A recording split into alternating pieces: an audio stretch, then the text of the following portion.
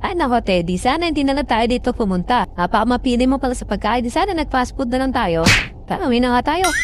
Boss, isaw! Pogi, isaw oh! Pogi, isaw! Sige kayo na pogi, sige kayo na pogi. Sa akin yung dating, sa akin yung dating. Panis yung mga pogi, panis.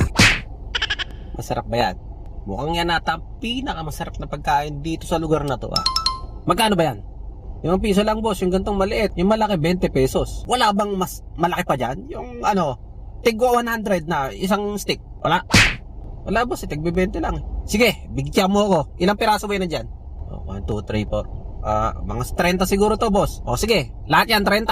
Bibili ko na yun. Tapos boss, wala ba nung ano, medyo naka-straight? Ayoko kasi ng curly na isaw eh. Pero ba yung diretso lang? Eh boss, walang ganun.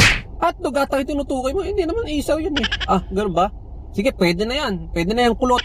Sige, pa-take out. Pogi-pogi ka pa dyan eh. Relax mo sa akin. Tayo pa na pachiden.